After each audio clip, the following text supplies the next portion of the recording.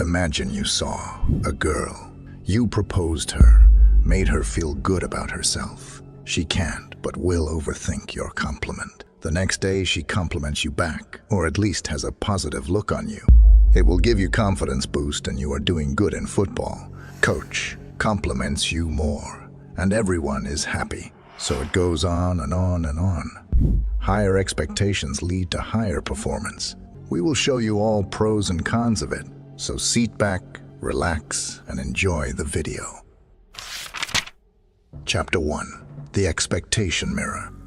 Imagine every interaction like a dance, where both partners are subtly guiding each other's moves. It's set by what we expect of each other. This dance is what psychologists call the Pygmalion effect, and it reveals a curious truth. We often become who others expect us to be.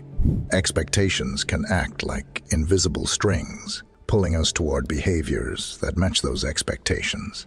When someone believes you're capable, their confidence becomes a mirror, reflecting a stronger version of you. But when someone expects you to fail, that too becomes a reflection, showing you at your weakest.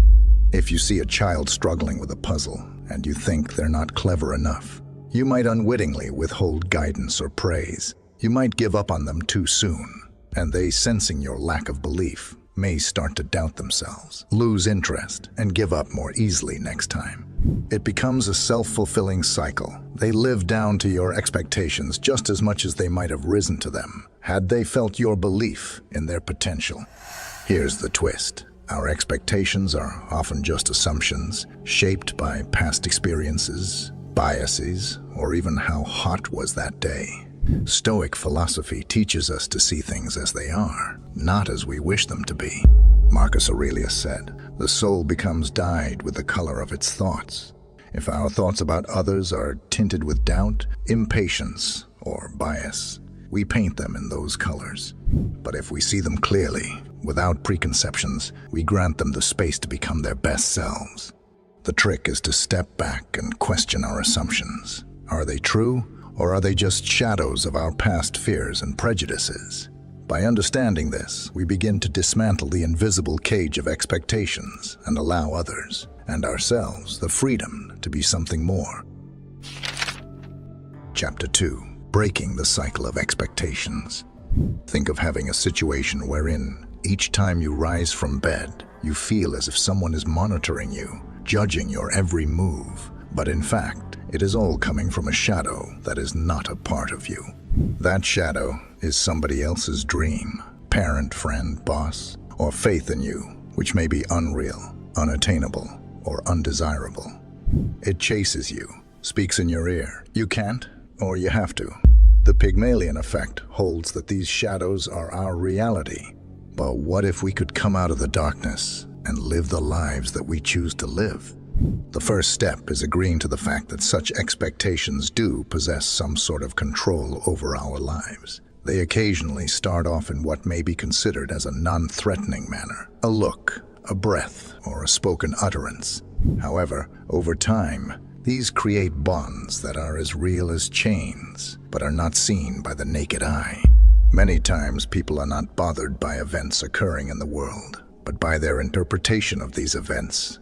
Epictetus rightly pointed out that it is not things that upset people. It is their perceptions of things. But imagine if we began to look at such judgments from a slightly different angle. Judgments as thoughts and not facts. What if, instead of letting them define us, we paused and asked, is this really who I am? We could then take the Stoic approach, concentrate on how we can make things better and forget about things which we cannot change. It is impossible to dictate how other people perceive us, but more than often, what we can do is manage how we react to such perception. It is possible to make a decision based on our own belief system and not just complies with other people's expectations. Breaking the cycle means daring to question, will this expectation make me better or hinder me? That is a critical moment where you have an opportunity to stop and decide to write your script instead of repealing it, to come out from under the veil and into the lair of the light of our opportunity.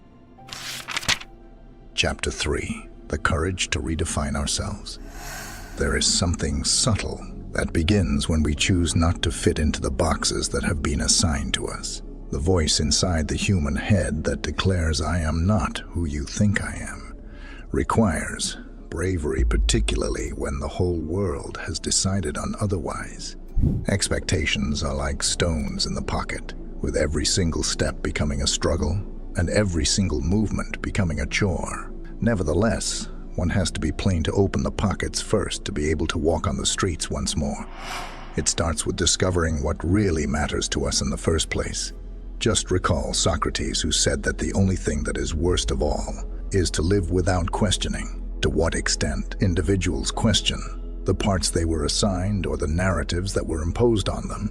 Are we comfortable with them because it is easy, or because we are uncomfortable with the different? In order to re-establish ourselves, one has to remember that we are not fixed characters. We are not the sum of other people's opinions. We are flexible, malleable, and elastic, and therefore have the ability to transform and grow. But redefinition requires intention. In psychology, there is a notion called self-concept clarity, which reflects the level of one's identity, how clear and distinct the concept of oneself is. Research has, therefore, revealed that the extent of the clarity of self is inversely proportional to the impact of evaluations from outside. They just saunter through life like tall, sturdy trees with firm and strong roots. They are not bent by the winds of people's sayings. Therefore, how is this clarity to be created? The first step would be to discover what is in congruence with the beliefs and what is not. Pray for it, write about it, exist it. Realize that every now and then, one has a shot to decide, to step out of whatever story people have been telling about you, and to defy the words they put into your mouth, and to search for the gumption to write a new one. What is important to know here is that self-rediscovery is not about disowning people in your life. It is about repossessing yourself. It's about understanding the fact that nobody, but only yourself, can determine who you are. Chapter 4. Learning to deal with the pressure. There are so many voices in one's life, and all these voices try to lead the person in different directions. Some are noisy, telling us to become more, to accomplish, to triumph. Still, others mumble the fears into our ears, telling us to remain invisible, to not aim big. These voices are the people we interact with in our day-to-day lives. Everyone has something they wish to see in us, or something they fear we may become. This is what makes it very difficult not to get lost in all this noise and forget ourselves. In this ocean, we have to have a compass, which is a clear understanding of our identity and our values. The Stoics became convinced that there is an inner citadel, an invulnerable part of a person that should not be influenced by other people's judgments. Marcus Aurelius wrote, "Be content with what you are, and wish not change, nor dread your last day, nor long for it." It means that people should accept themselves with their imperfections, and other people's failures and disappointments are not their business. This should not, however, be misconstrued to mean total disregard for other people. Indeed, we are social beings, and thus we need to connect, to empathize, and be understood. It is not about instead listening to them, but to be able to listen and not let these voices overpower us. When someone expects something of us, whether good or bad, it's helpful to ask, am I comfortable with this expectation, or does it fit into the person that I am, or the person that I want to be? Is it inspired as the greatest literature, from love, wisdom, and understanding, or is it an expression of their fears and lacks? Social psychological studies further propound that people who are able to optimize on the demands and the self-generated standards are more likely to be psychologically healthy. They become able to differentiate between the opportunities that foster growth and the opportunities that hampers growth.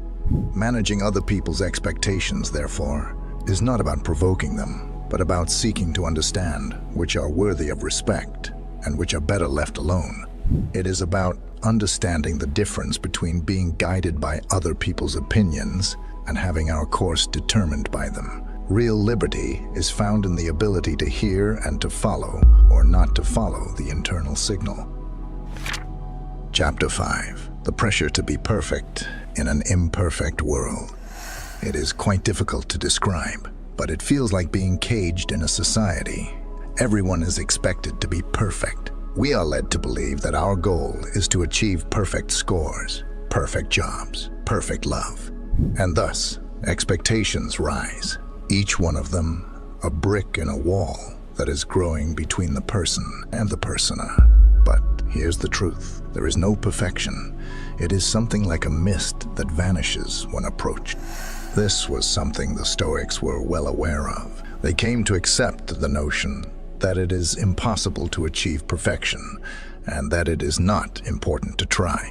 Fortune, Seneca stated, over-promises and under-delivers. No man has been so far advanced by her that she does not demand more. Perfection is an unwinnable game. However, the Stoics preferred virtue, which is the optimal utilization of the available resources in the present circumstance, imperfection included. They perceived it as a process, not as a goal, as a journey of becoming better people, not as arriving at the state of moral perfection.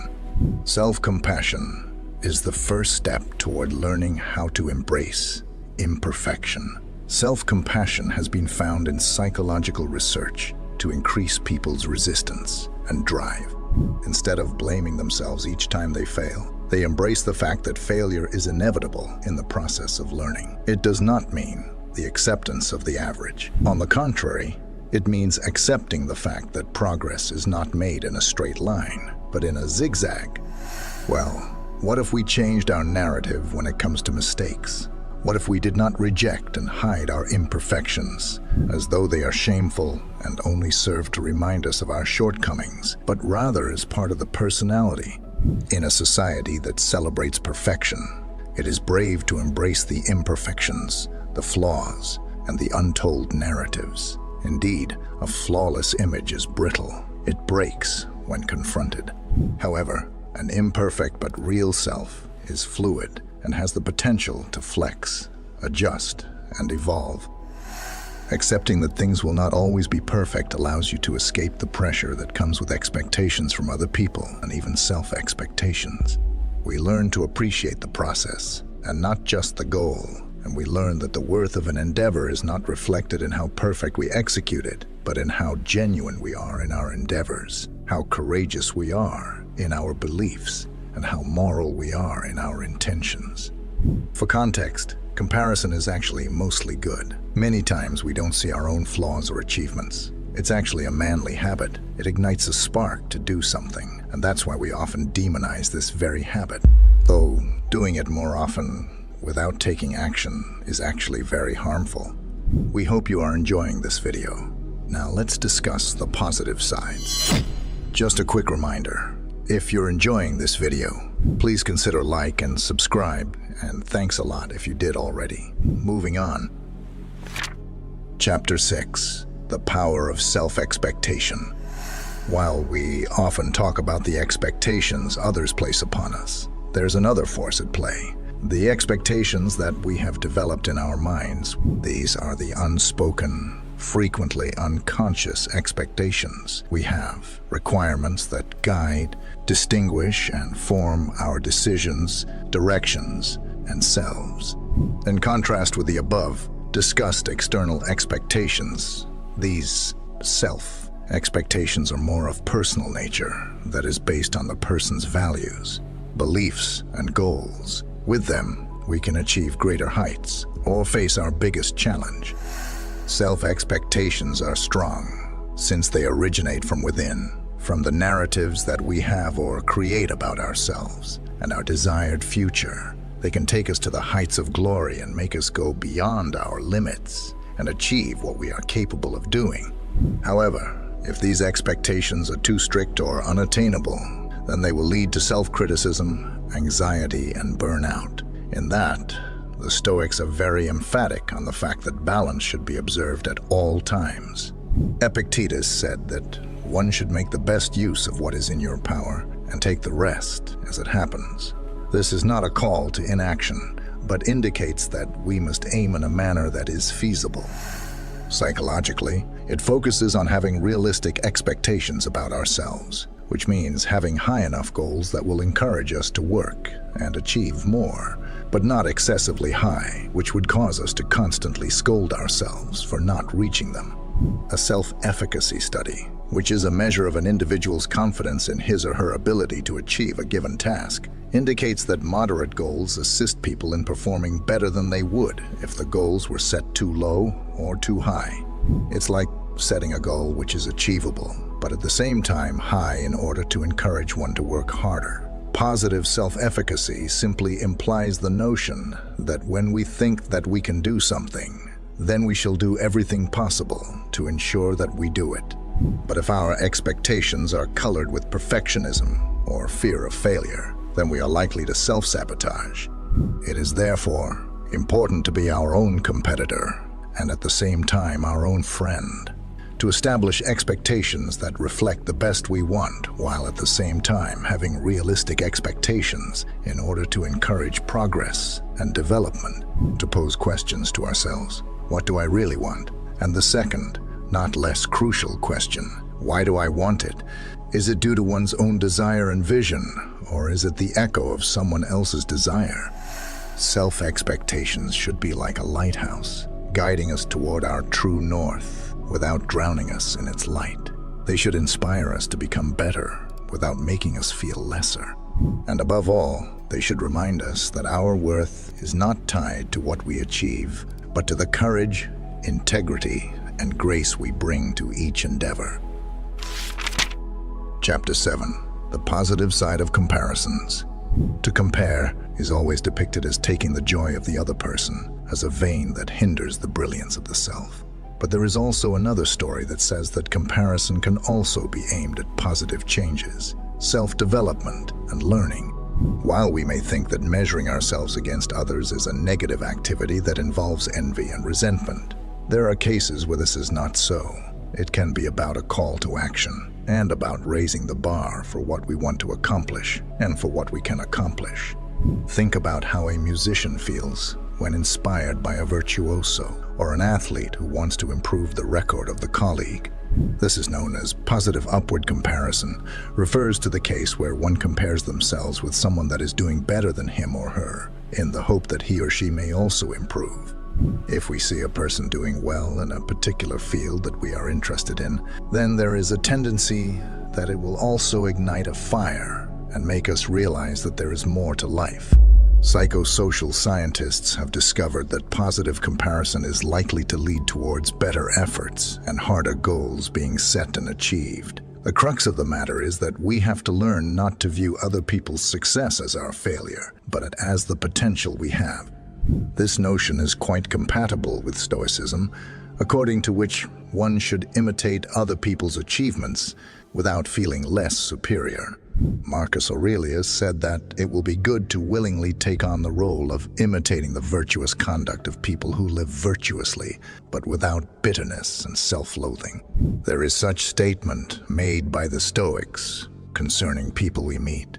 Every person can be a teacher, a master, or a mirror that shows our better self. But there is a thin line between influence and jealousy. The difference is in what we make out of the comparison. When we see others succeed, we ask not, how can I compete, but what can I learn? How is it that they got there? And what can I do to get better? These shifts make it less of a war and more of a rising together, which is co-elevation.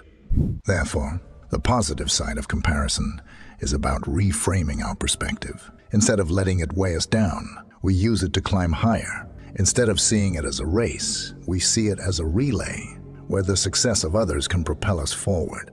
And when approached with humility and gratitude, comparison transforms from a source of discontent to a powerful force that shapes us into better versions of ourselves. Chapter 8. Feedback and Shaping Expectations. Feedback can be a powerful weapon to help one to grow, or a sharp knife to cut one's wings and bring out the worst in him. This is because how we take feedback and the way we perceive it has a great impact on the expectations that we set in ourselves and others. When done correctly, feedback assists in identifying our weaknesses, finding new opportunities, and improving our skills. However, when received in a negative manner, or when the message received is negative, then it serves to strengthen the negative beliefs and expectations.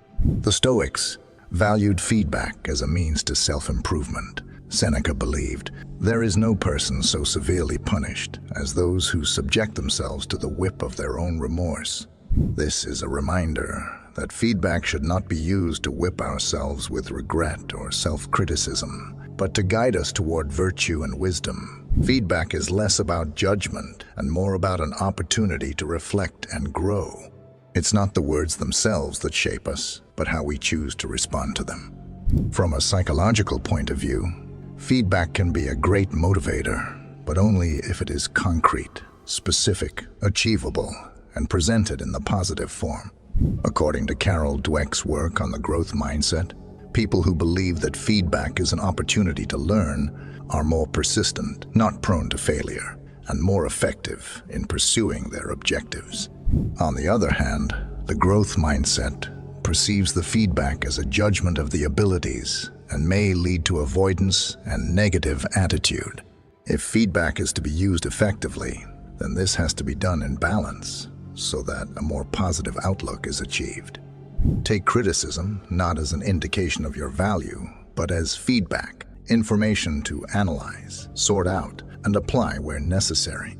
Ask yourself, what truth is there in this? How can this make me better?